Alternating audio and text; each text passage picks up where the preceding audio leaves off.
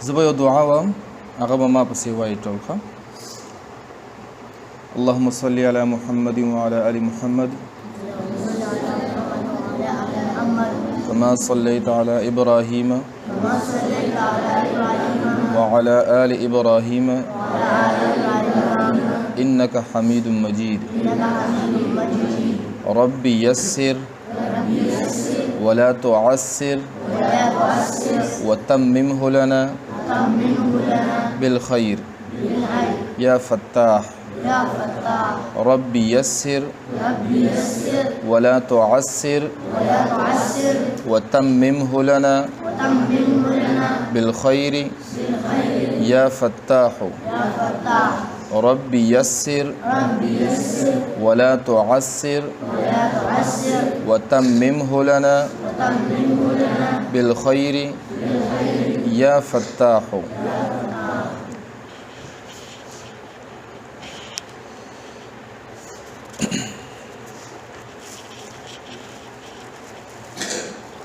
د علم تجوید باره کې پرون مونږه سلګې ډېرې خبرې کړې وي. علم تجوید څه شی دی او حیثیت یې څه دی؟ علم تجوید دا فرض کفایه دی.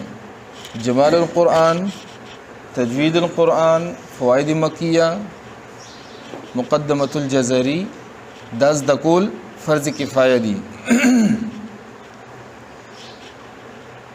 او د تجوید مطابق قرآن مجید لوستل واجب دی. اوس په پته پوه شئ، خبر ذهن ته راغله که نه؟ علم تجوید زده کول فرض کفایه دی. فرض کفایه څه ته وایي؟ په ټول کلي کې محله کې یو سړي هم زده کړو د ټول محلې غاړه پې خلاصېږي، د کلي غاړه پې خلاصېږي. خو که په ټول کلي کې په ټولې محله کې یو سړي هم یو زنانه هم علم تجوید زده نه کړو نو ټول ګناهګار دي. او د تجوید مطابق قرآن مجید لوستل دف واجب دي. دا ولې واجب دي؟ واجب څه ته وایي؟ دا د فرضو پسې دویم نمبر دی. لکه د خلاصېدن تی نشته دی. که یو سړی وایي چې یار بس ناظره مې وکړه بس زما دپاره کافي ده که نه؟ زمونږ المیه سره ناظره وکړه، قرآن مجید حفظ کا، تجوید شته او که نشته دی مخکې مونځ کوه. د تجوید رعایت نشته دی. چې د تجوید رعایت نشته دی تا ته پته نشته چې الفاظ د کوم ځای نه ادا کېږي، حروف د کوم ځای نه ادا کېږي، په کومو صفاتو سره دی. نو چې ته په دې سره تلاوت نه کې نو باید دی چې تا نه غلطي وشي. اوس یو سړي تجوید مثال په طور نه دی کړی. موږ پښتو کې مثال راکا سین سره وو، دا سین نه دی، ثا مثال راکا. اوس که ته په پښتو کې یا اردو کې چاته وایي چې مثال راکا نو هغه به درپسې خنداګانې کوي. دا دې راسه وایي. خو که په قرآن مجید کې د مثلا په ځای ته مثلا ووایي نو دا حرف بدلېدو سره دغه بدلېږي، ترجمه بدلېږي، معنی بدلېږي. چې معنی بدله شوه نو بیا ګناهګارېږي سړی. او بعضې وخت کې معنی دومره بدله شي چې سړی کفر ته هم پرې رسېدی شي. دا خبرې به انشاءالله ټولې کوو. د علم تجوید کې به موږ دا زده کوو چې کوم حرف د کوم ځای نه ادا کېږي او په کومو صفاتو سره ادا کېږي. تجوید کې به موږ څه کوو؟ څه به زده کوو؟ چې کوم یو حرف حروف کم دي. حروف تاسو ته پته دی؟ حروف الف با تا ثا جیم ح خ دې ته حروف وایي، حروف تهجی. دا حروف به زده کوو چې الف د کوم ځای نه وځي، با د کوم ځای نه وځي، د خولې د کومې حصې نه وځي، تا ثا جیم ح خ او په کومو صفاتو سره وځي. په سختۍ سره وځي، په نرمۍ سره وځي، په غټوالي سره وځي، په نریوالي سره وځي. لکه قاف او کاف څه فرق دی دواړو کې؟ نو علم تجوید کې به موږ دا زده کوو، په جمال القرآن نه به موږ دا زده کوو چې دا حروف به د کوم ځای نه ادا کېږي، په کومو صفاتو سره به ادا کېږي. صحیح ده که نه؟ دا د علم تجوید مطلب دی او مقصد دی. بل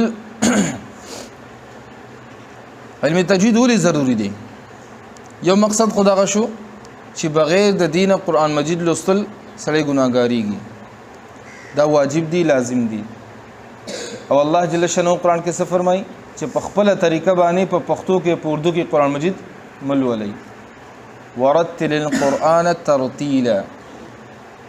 حضرت علی کرم الله وجهه فرمایي اے جود القرآن تجویدا. او تجوید معنی سره خیسته کول، یو څه آراسته کول، هغه ته یو خپل او تک شکل ورکول، صفای سره سترای سره یو بهترین سجاوٹ سره یو چیز پیش کول، دې ته تجوید ویل شي.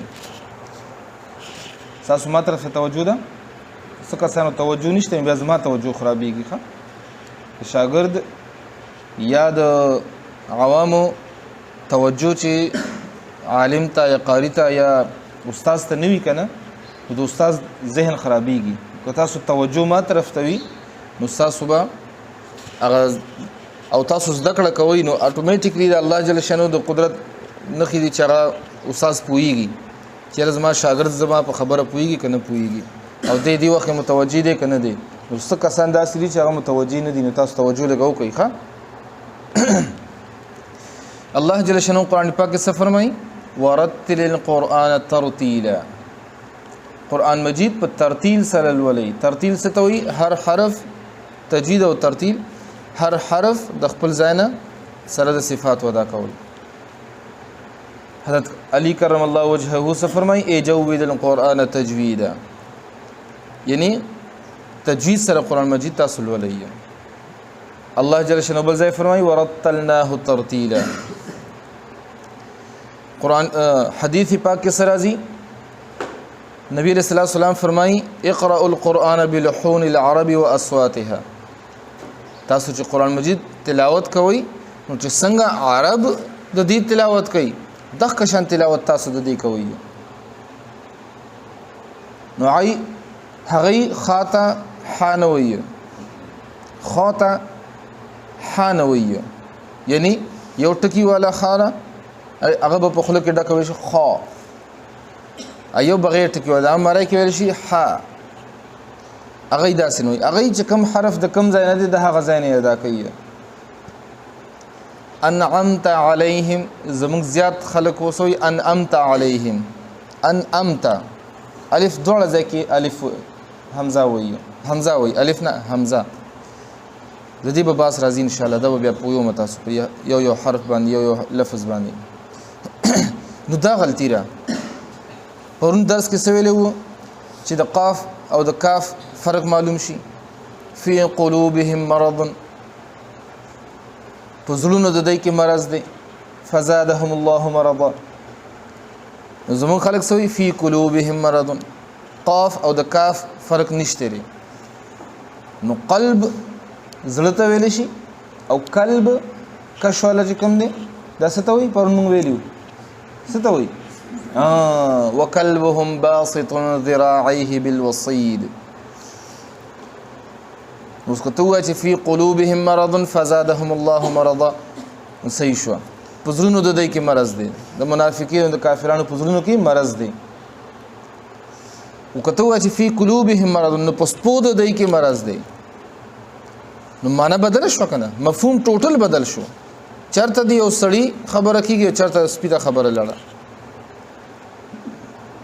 دی علم تجوید کې موږ دغه زده کو، او دغه کم د الله جل شانه د طرفه حکم دی چې تاسو قرآن په ترتیل سره او په تجوید سره وایي، او دغه د نبی علیہ الصلوۃ والسلام حکم دی چې تاسو قرآن مجید لولئ نو په د عربو په لهجو کې او د هغې په ترتیب سره وایي، په خپل ترتیب سره. پښتو کې قرآن مجید مو وایي. دا زمون کوشش به دا وي ان شاء الله. ها او تاسو به زړه تنګوي نه، که تاسو نه پوهیږئ خلاصېدن تشته نه ګورئ. که ته وایې چې بس زه به نشم ویلی پرېږده، ګناهګارېږي به. والاخذ بالتجوید ختم لازم من لم يجود القرآن آثم. قرآن مجید په تجوید سره لوستل ختم لازم دی، یعنی واجب دی. من لم یجود القرآن آثم، چا چې قرآن مجید په تجوید سره او نلستو آثم دی، ګناهګار دی. ګناهګاری کی بخود نو چې فی قلوبهم مرض ویه، ګناهګاری کی بنا لازم ګناهګاری کی. د قرآن مفهوم ټول سره بدل شي، نو په دې وجه زړه باندې تنګوي. دا د سړی سینې کار دی. یو کال به راځو ان شاء الله، کوشش بدای چې دې کال کې کال نه حکم غره سوچ مکو ان شاء الله، ځکه چې قرآن مجید صحیح الفاظ سره زده کول وخت بغواړي.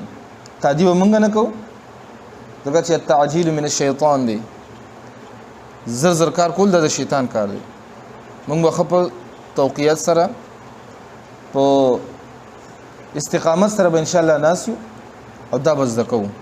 او زما به کوشش وي چې تاسو څومره تاسو ته مشکلات دي په دې کې دا ټول ز تاسو برابر کوم، او تاسو به ما سره احسان داوي، بلکې په ځان باندې به احسان داوي چې که تاسو په یو خبره پوه نه شوي، په یو مخرج باندې، په یو صفت باندې پوه نه شوي، نو تاسو ما نه تاسو کوي چې تاسو تاسو کوي هغه به تاسو دوباره وامه، دوباره نه درې ځله به وام. یو کس تاسو کوي هغه به ټول ته ووم، نو کېدې شي دا غي ذهن تم دا خبره راشي، دا غي د ذهن نه خبره وتی. لکه نن پرون دا خبره شوې ده چې تجوید، علم تجوید فرض دی که واجب دی که فرض کفایه ده. نو تاسو په ذهن کې خو خبره شته، خو پټه مساتله وایي ښه. علم تجوید فرض کفایه دی، قرآن مجید د تجوید مطابق لوستل دا واجب دی. پوه شئ؟ ها بل د تجوید بیا بعضی خلکو د تجوید صرف یو مقصد اغسته لري چې تحسین الصوت ورکوي، چې صرف د قرآن مجید هغه اواز خسته اواز سره لوستل غواړي، هغه یو بهترین عمل دی. او دا صرف او صرف د قرآن مجید معجزه را چې د دې تلاوت داسې کیږي ښه. باقی تورات زبور انجیل دا غي تلاوت نشته لري، د هغې مسلې باندې ځان پوهه کا بس په خپل ژوند کې راوله. قرآن مجید د الله جل شانه اخیری کتاب، د دې لوستلم ثواب دی، د دې علوم زده کولم ثواب دی. او تاسو دا دلته کې راتلل چې دي کنه دا ګوري کمزوري مګنئ، دا سپک کار نه دی. تاسو ته پته را نبی رسول الله صلی الله علیه وسلم ارشاد فرمایي چې کم سړی، کم معشوم، کم انسان، کم مسلمان د علم په طلب کې د کور نه راووتو واپس تر کور راتلو پورې د الله په لار کې په جهاد کې شامل دي، دومره ثواب ورته ملاويږي. فرښتې راځي تاسو تلان، تاسو چې راځي نو تاسو قدم ظاهري تور باندې پزمکه لګي، خو تاسو په هر یو قدم باندې تاسو ته فرښتې خپې وزري خیر، او تاسو د فرښتو په وزر باندې خدای پاک دلته راوستي. تاسو دا راتګ ګوري ډیر قیمتي دی، ډیر قیمتي دی. دا سپک مګنی بچي، د اعزاز دی. څومره خلک وایي چې اوس په ودی نه د دین فکر شته نه د دنیا فکر شته. تاسو خدای پاک مختص کړی دی لپاره، تاسو په هر یو قدم ته لاندې فرښتې وزري خیر تاسو دلته راغلي. تاسو دروسه پوری په جهاد کې یو سړی په بارډر باندې لګیا دی، په محاذ باندې لګیا دی، جهاد کوي، په سینه باندې ګولای خوري، او تاسو دلته کې ناسي د الله جل شانه د دین د قرآن علم زده کوي، تاسو دغه ثواب برابر دی.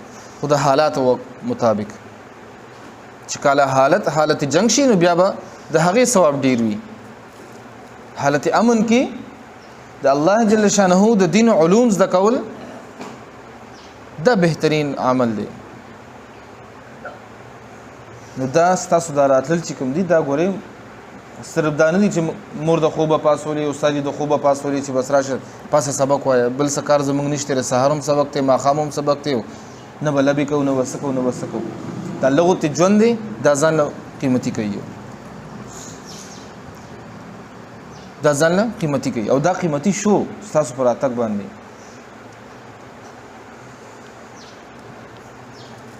بس چا څه سوال شته دی؟ نن موږ دوه درې خبرې وکړې. علم تجوید معنا سره ښایسته کول، یو څیز ښایسته کول او پیش کول. دویم نمبر علم تجوید ولې ضروری دی؟ ځکه چې الله جل شانه فرمایي ورتل القرآن ترتیلا، قرآن مجید په ترتیل سره لولئ، د الله حکم دی. دویم د نبی علیہ السلام د طرفه ارشاد دی اقرأوا القرآن بلحون العرب واصواتها. د نبی علیہ السلام حکم دی چې قرآن د عربو په لهجه او په اوازونو سره لولئ. او دریم چې دا فرضي دا واجب دی په موږ باندې، او د الله جل شانه او د نبی رسول الله سلام د خبرو نه بعد دا واجب شو په موږ باندې. علم تجوید فرض کفایه دی او په تجوید سره قرآن مجید لوستل دا واجب دی، فرض دی. ورسې دی دا یو څو خبر نه چور دی. د تجوید مقصد څه دی؟ د تجوید مقصد دی چې کم حرف د کم ځای د خلی د کمی حصې نه په کومو صفاتو سره ادا کیږي دا موږ وپېژنو. تجوید څه ته وایي؟ چې هر حرف د خپل مخرج نه سره د صفات لازمه او عارضه، دا به بیا وروسته ووایو، زه ته مختصر وایم چې تاسو پوه شئ دی وخت کې. هر حرف د خپل مخرج نه سره د ټولو صفاتو ادا کول دا تجوید دی. اوس که تاسو صفات عارضه او لازمه کې راولئ نو بیا به تاسو ګډوډېږئ. او تجوید مختصر دغه چې هر حرف وایي څنګه دی؟ هر حرف د خپل مخرج نه سره د صفاتو ادا کول دا علم تجوید دی. ٹھیک شو؟ او په دې باندې قرآن مجید لوستل دا واجب دی، دا لازم دی. دا زموږ د نن سبق خلاصه شوه. او سبا د هفتې د ورځې نه به انشاءالله پاوباندي